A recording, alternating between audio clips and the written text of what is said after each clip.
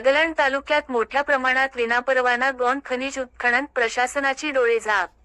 बागलाण, नाशिक. बागलाणमध्ये ठिकठिकाणी मोठ्या प्रमाणात अवैध गौण खनिज उत्खननाचे गोरखधंदे राजरोजपणे सुरू असून, याकडे अधिकाऱ्यांनी जाणीवपूर्वक किंवा हितसंबंधांतून दुर्लक्ष होत असल्याचे दिसून येत आहे.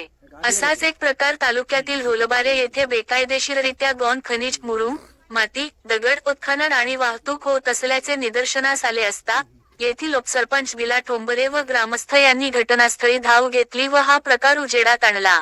रिपब्लिकन सेनेचे प्रवक्ते प्राध्यापक अमोल बच्छाव यांच्याकडे हा विषय मांडल्यानंतर त्यांनी घटनास्थळी दाखल होऊन पाहणी केली. सदर प्रकाराची माहिती संबंधित मंडळ अधिकाऱ्यांना विचारली असता त्यांना याबद्दल कोणतीही माहिती नसल्याचे त्यांनी कबूल केले. काही तासांनी मंडळ अधिकारी शिरसाठ आणि तलाठी कापडणीस यांनी घटनास्थळी हजर होऊन, सुरू असलेल्या अवैध गौण खनिज उत्खननाची पाहणी करत पंचनामा केला. दरम्यान या ठिकाणी गौण खनिज उत्खननासाठी वापरण्यात येणारी मोठ्या प्रमाणात यंत्रसामग्री आणि वाहने आढळून आली.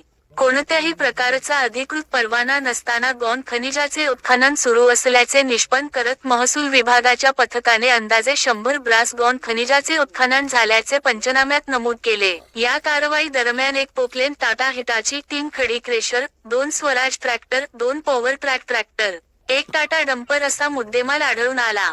या सर्व वाहनांच्या मालकांना विनापरवाना उत्खनन आणि वाहतूक केल्याप्रकरणी समज देण्यात आली असून, संबंधितांवर कायदेशीर कारवाई करण्यात येणार असल्याचे प्रशासनातर्फे स्पष्ट करण्यात आले आहे. मात्र अशा पद्धतीने चाललेले अवैध उत्खनन प्रशासनाच्या नजरेतून सुटतेच कसे? या प्रकाराला कोणाचा आशीर्वाद आहे? पंचनाम्यानंतर मुद्देमाल तात्काळ जमा का करण्यात आला नाही? संबंधितांवर गुन्हा दाखल का करण्यात आला नाही? हे प्रश्न नागरिकांकडून उपस्थित केले जात आहेत. सदर कारवाईच्या वेळी दावल महादू पांडुळे, विला काशीनाथ ठोंबरे, अमोल बाळासाहेब बच्छाव यांच्यासह ग्रामस्थ उपस्थित होते.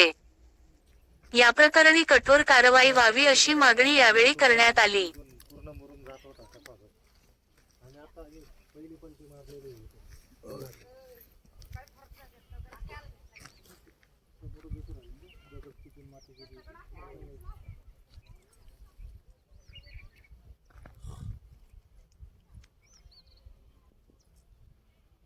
आपण